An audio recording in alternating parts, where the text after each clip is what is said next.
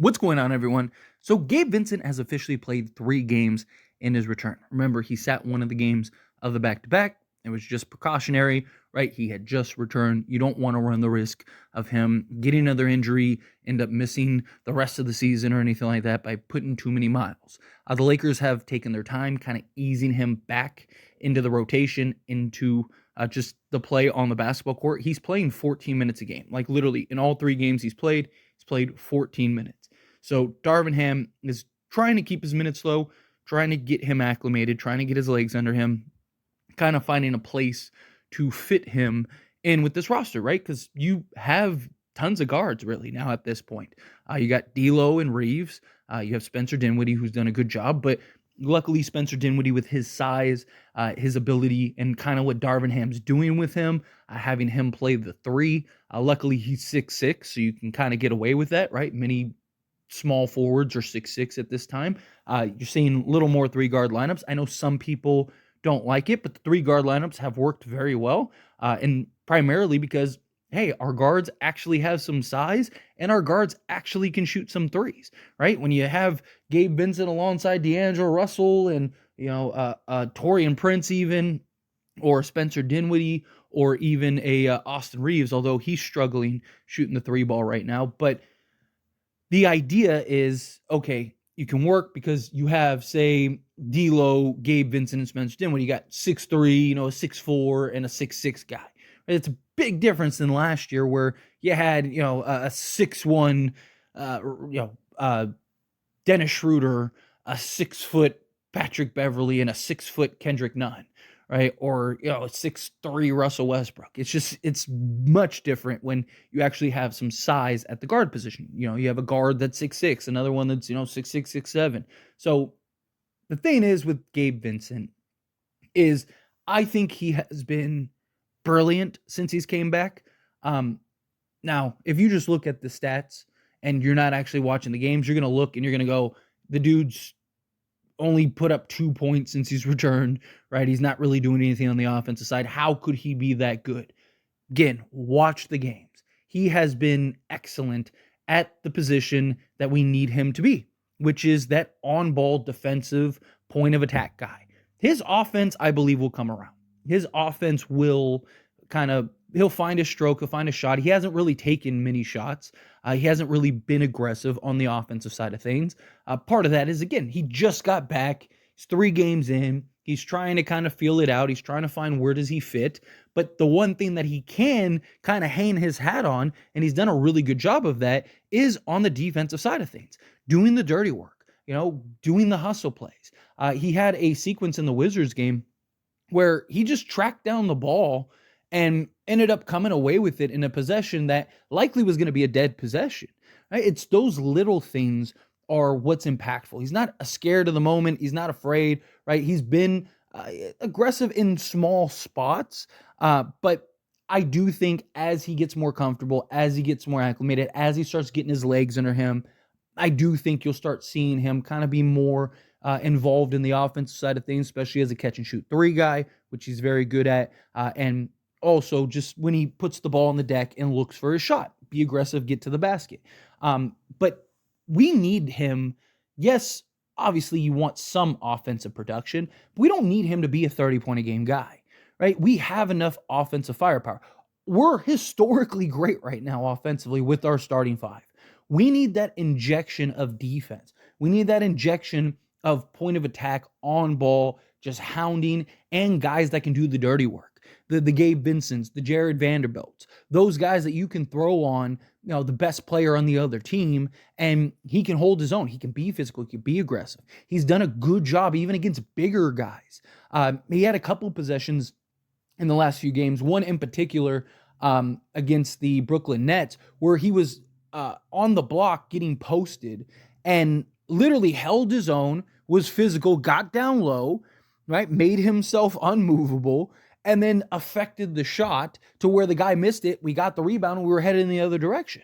You see him creating live ball turnovers. You see him creating just turnovers in general, or, affecting shots. Him being a closeout guy, right? He's not just, you see it a lot through, although the Lakers have been much better the last 10 games or so, Lakers have actually been in like the top 6. They might have moved into the top 5. Hasn't updated, at least at the time of recording this video, because they were very good defensively in the Cleveland Cavaliers game. So we'll see. Maybe they've moved into the top 5 at this point. As far as like, I'm not talking about for the full season. I'm talking about just the last like handful to 2 handful of games. So, but that's good, right? The Lakers are 9-1 in that stretch, and they've been very good defensively, very good offensively. And when you have a top offense, and if you can be a top 5 defense, guess what? You're going to win, right? Like, teams aren't going to stop you. And if they can translate that come the playoffs, well, then guess what? The Lakers are probably going to win a mini playoff rounds, right? And Gabe Vincent, I think, has the potential to be a real part and a real factor in that, right? Because again, his ability to initiate the offense, his ability to be an on-ball defensive player, his ability to play off ball and hit shots. You saw it even with Miami in that finals run, right? Where he was able to play alongside of Kyle Lowry and play off ball or initiate the offense, or Kyle Lowry could initiate the offense, and you could have Gabe Vincent run alongside him. Him and D'Angelo Russell were playing as your backcourt in that Cleveland Cavaliers game, and they were great. I mean, D'Lo was active with his long hands, long wingspan, 6'10", and was just all over the place, being physical on the defense, active hands. You had Gabe Vincent just being a pest, getting into the teeth of the offense. Like, you love to see that. That's what we signed him for. He was supposed to be the Schroeder replacement, right? He was supposed to be the guy that could come in and provide that defense, provide that stability, provide that consistency. And unfortunately, he's only played 8 games total this season, but I do expect him, once he gets into the playoffs, he is a guy that is proven in the playoffs. He is a guy that has shown that he elevates in the playoffs. He's not afraid of the moment. He's willing to do whatever it takes. Lakers, every time that they've won, they've had a guy like a Gabe Vincent. Different tiers, different levels, but that kind of guy that, think of like an Alex Caruso that can defend and be on ball, right? Can initiate the offense, can play off ball, can be that defensive player that can get after it on the defensive side, right? Even going back to, like the Lakers with, think of like Trevor Ariza and his steal in the finals, right? Like things like that. The guy that's going to do the dirty work, right? The guy that's going to sacrifice his body for a charge or dive for a loose ball is going to take the challenge of a defense. We say we're playing Denver, right? Gabe Vincent is going to, he did well against him in the finals. Obviously Murray's Murray, and there's a reason why Denver's so good, but he was matching up. He was doing good. He was getting in his chest, right? Like, to have a guy that's going to take on that challenge and say, hey, I got this, let's do it, right? And be relentless for however many minutes. I don't think he's going to be a 30, 40 minute a game guy, but I do think that he probably plays around what he's playing right now, which is 14 to 15 minutes a game. If he's hot and he's having a good night, maybe it bumps up to 20, 25. But I think realistically, once you get to the postseason, you're going to have your starters playing 35 to 40 minutes. And then you're going to have your bench guys come in and they're going to play, probably 15 minutes roughly, right? Like, so to me, Gabe Vincent coming in, and then you add in a Jared Vanderbilt, you add in a Spencer Dinwiddie, right? Now you got these 3 guys that can be that on-ball defensive guys, that can be that point of attack, that can give you a little bit of athleticism and foot speed. You've seen Gabe Vincent. He's not some hyper athlete, but he is a guy that has the foot speed to track down loose balls, as we saw. We've seen him do that, right? Where D'Lo and Reeves and even Rui haven't been able to do that in spots.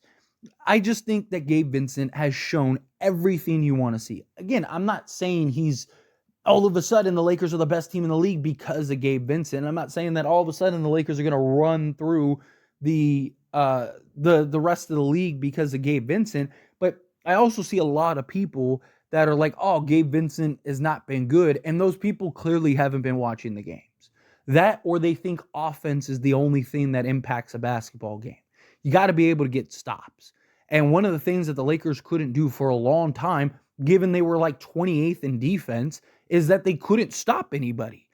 And then when their offense gets flat, they can't stop anybody. But guess what? We're starting to get our defense coming together. We're starting to find a little bit of our defensive identity. You're getting guys like Gabe Vincent, who's out there and giving you 110% on the defensive side, giving you everything that he got, and it's translating, right? He's helping on the defense side. The Lakers have been very good defensively since he got back, and he's a part of that. Now, it's not just him, right? Austin Reeves has been much better defensively. D'Angelo Russell has been much better defensively, right? Like Rui Hachimura has even been much better defensively. Like the team as a whole has really locked down on the defensive side. But Gabe Vincent is a guy that has came in and has made things a lot easier, right? He makes up for, we've seen possessions where D'Angelo Russell gets beat or misses the assignment, or Austin Reeves gets beat, misses the assignment.